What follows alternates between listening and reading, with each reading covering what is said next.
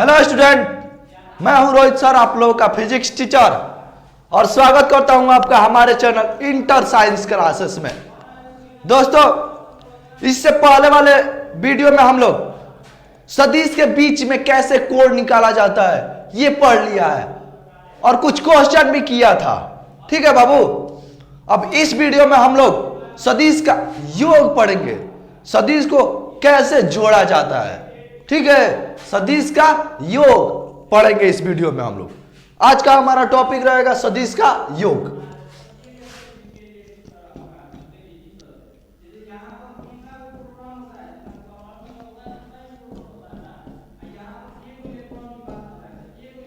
आज हम लोग पढ़ेंगे सदिश का योग। क्या होता है सदिश का योग? ठीक है बाबू, यही जानेंगे। जैसे में हम लोग यहां पे एक पत्थर रख के, ये मान लीजिए पत्थर है, इस पे इधर 10 न्यूटन का बल लगा रहे थे और इधर भी 10 न्यूटन का बल लगा रहे थे, तो क्या दोनों तरफ 10 न्यूटन का बल लग रहा है इस पे। तो यहाँ पे रिजल्टेंट निकाले थे ना, क्या हुआ था? रिजल्टेंट जीरो हो गया था।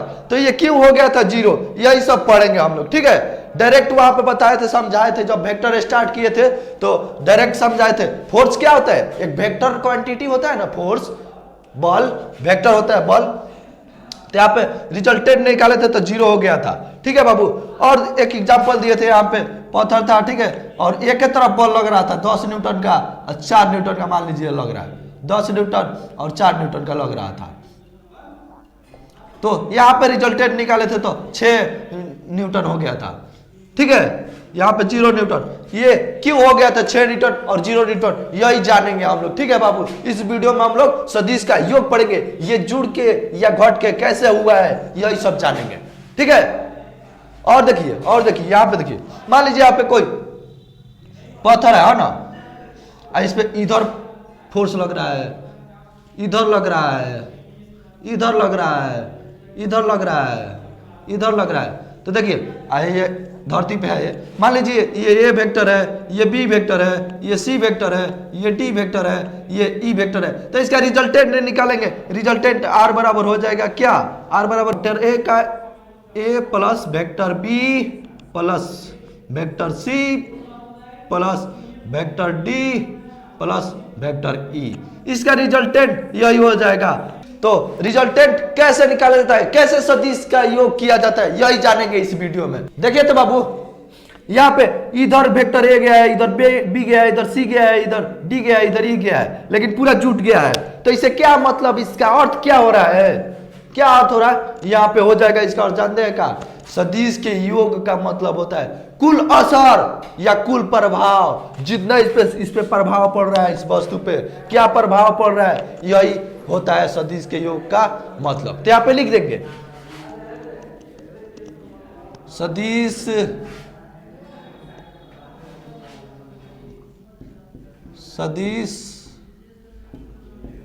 के योग का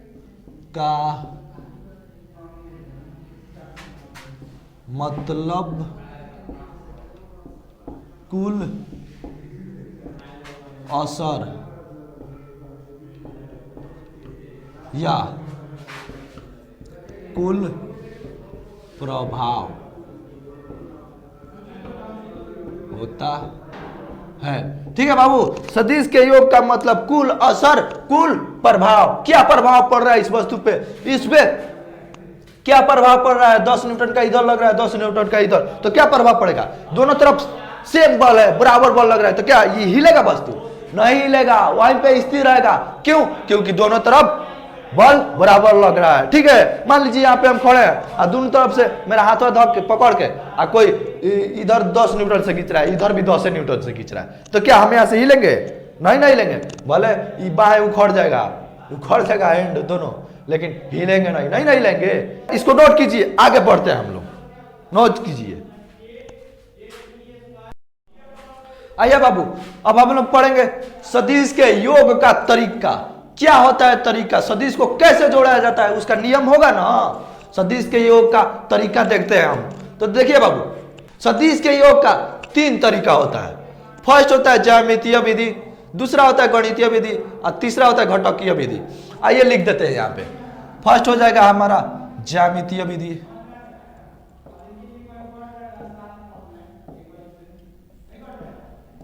ज्यामितीय विधि। दूसरा हो जाएगा हमारा गणितीय विधि।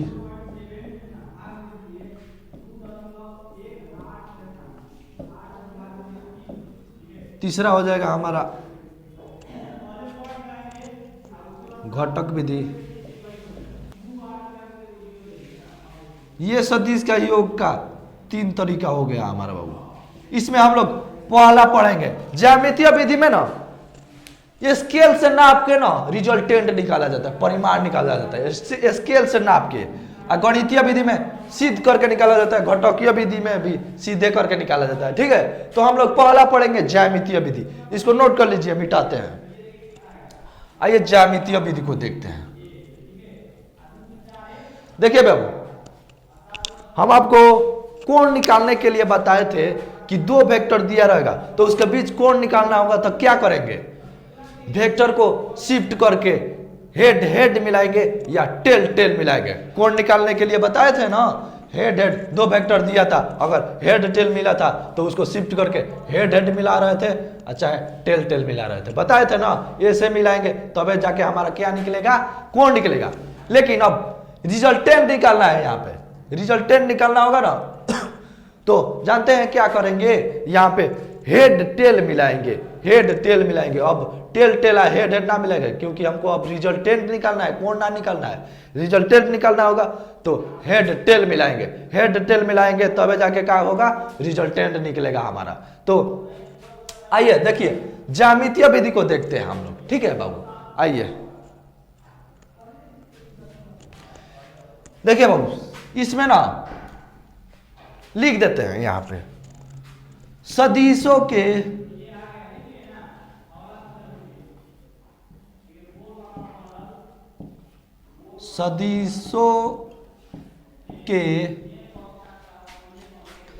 इस विधि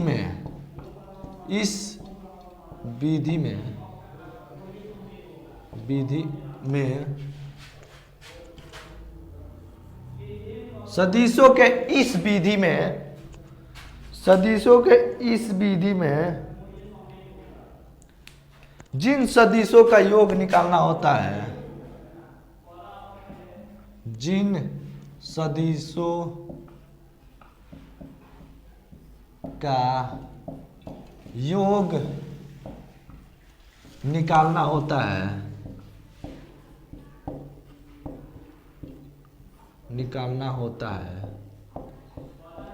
जिन सदिशों का योग निकालना होता है, जिन सदिशों का योग निकालना होता है,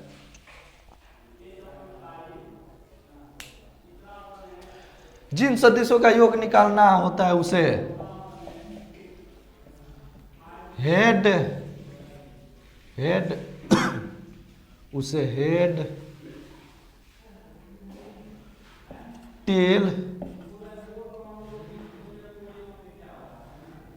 टेल के अनुसार सजाते हैं, हेड टेल के अनुसार सजाते हैं। तो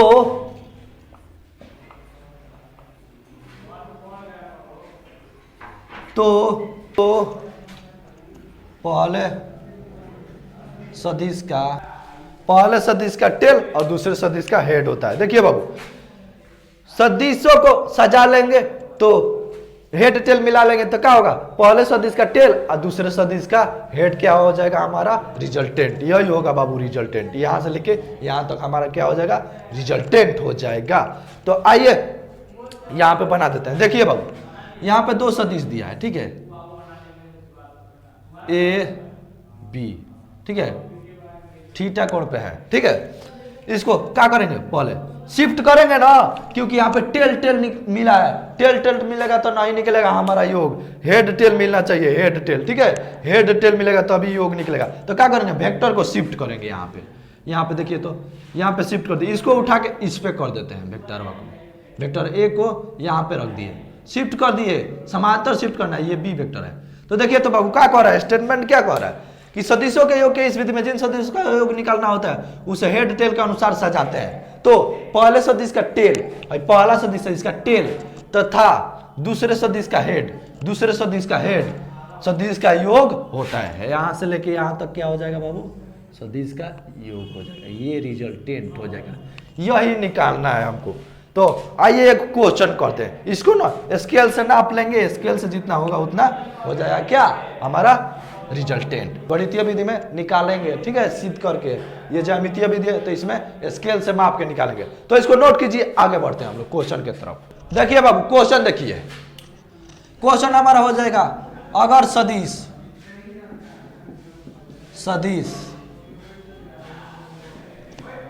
ए 3 इकाई, बी 4 इकाई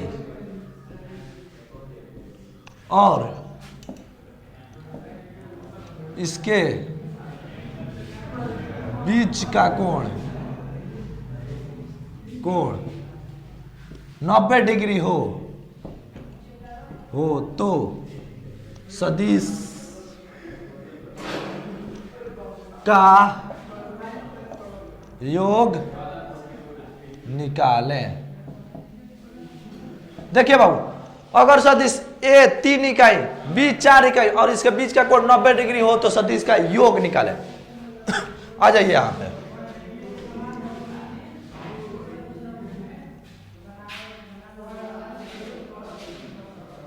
ये ए सदिश है 3 इकाई का और ये बी सदिश है कितना का, 4 इकाई का,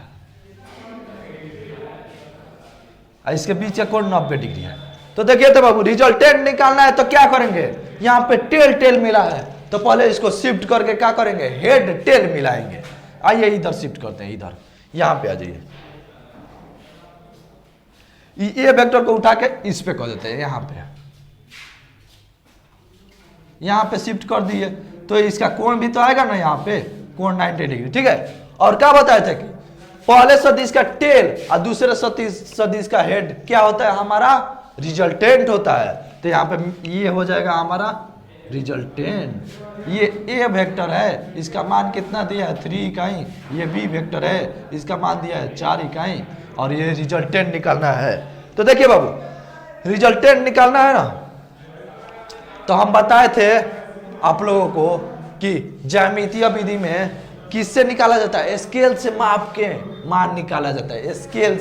स्केल से नापेंगे ये रिजल्टेंट को और लिख देंगे जितना होगा। तो ये जानते हैं बाबू, नापेंगे ना तो यहाँ पे आर का मान हो जाएगा 5 इकाई नापेंगे। तब आप लोग कॉपी में बना के देखिएगा, एगो 3 सेंटीमीटर का बनाइएगा, एगो 4 सेंटीमीटर का भुजा, और रिजल्टेंट देखिएगा 5 इकाई होगा, एकदम कंफर्म है कि होगा 5 इकाई, ठीक है। तो नाप के बनाएंगे, इस पे बोर्ड पे तो स्केल से नहीं नाप सकते हैं, ये बड़ा है, ठीक है। तो आप लोग कॉपी पे नाप के बनाइएगा, तो ये इसका रिजल्टेंट का मान आ जाएगा आर बराबर 5 इकाई, ठीक है। रिजल्टेंट आ जाएगा 5 इकाई।